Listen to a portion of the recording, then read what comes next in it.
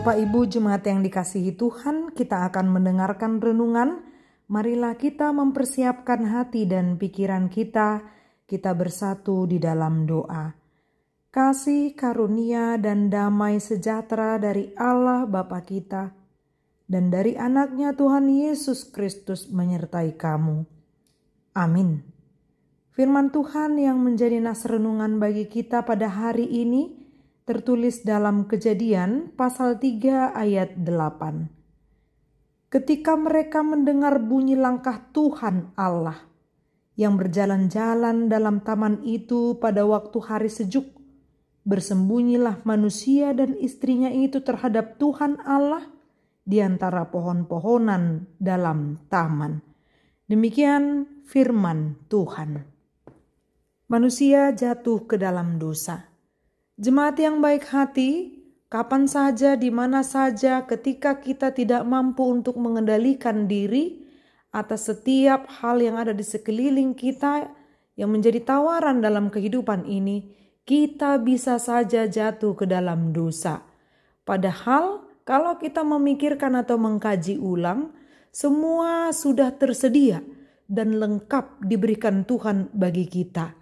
Terkadang ada waktunya kita untuk meminta, ada waktunya kita sedang menikmati karena banyaknya berkat Tuhan dalam kehidupan. Namun dalam situasi apapun itu, pencobaan itu atau ujian pasti akan datang kapan atau di mana saja. Terbukti sewaktu Adam dan Hawa telah diciptakan Tuhan dan diberikan tempat Taman Eden untuk mereka dapat menikmati segala sesuatunya. Semua telah tersedia dengan baik dan Allah menciptakan dari hari pertama sampai dengan hari yang ke-6 dengan sungguh amat baik. Tapi sangat disayangkan, ternyata Adam dan Hawa tidak mengikuti setiap perintah Tuhan. Mereka tergoda hanya karena kenikmatan sesaat. Mereka ingin sama dengan Allah sehingga mereka jatuh ke dalam dosa. Peristiwa dalam Kejadian pasal 3 ayat 8 ini adalah setelah mereka jatuh dalam dosa. Mereka menjadi ketakutan dan mereka bersembunyi. Bukannya Allah tidak tahu mereka sedang berada di mana, dan bukan karena Allah tidak tahu apa yang mereka perbuat, tetapi ketika Allah sedang berjalan-jalan, Allah bertanya di mana mereka. Ternyata mereka sedang bersembunyi, Adam dan Hawa, dari hadapan Tuhan, karena mereka telah sadar bahwa mereka sudah berbuat dosa. Mereka sadar di sini pengertiannya bukan sewaktu mereka melakukan dosa mereka tidak sadar. Tapi justru kesadaran mereka seharusnya membawa pertobatan dan mau memperbaiki kelakuannya. Mungkin kita juga demikian. Ketika kita melakukan dosa, kita sama seperti Adam dan Hawa. Kita merasa ketakutan, kita merasa boleh bersembunyi dari hadapan Tuhan, padahal mata Tuhan itu melihat tidak terbatas waktu dan tempat atau jarak. Belakangan hari ini juga ada orang yang dengan tipe yang berbeda. Mungkin karena dia merasa tidak terlihat melakukan dosa oleh khalayak ramai, maka dia merasa tidak ada yang tahu, akhirnya melanjutkan perbuatan dosa.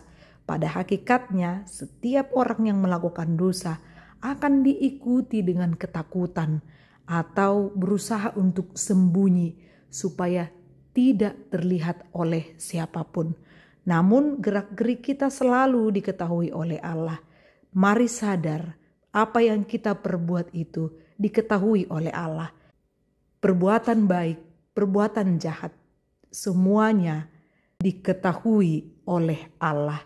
Jadi marilah, tidak ada gunanya melakukan dosa. Sekalipun dosa itu merebak di muka bumi ini, ingat panggilanmu sebagai pengikut Kristus yang mau taat dan juga melakukan setiap perintahnya. Dengan demikian kita tidak akan lagi tersembunyi, takut, atau disertai oleh kegeraman atau kerakusan karena ingin berusaha melakukan dosa yang lain, melainkan mari terus berjuang sebagai orang-orang yang sadar bahwa dirinya adalah orang yang percaya, yang menerima keselamatan.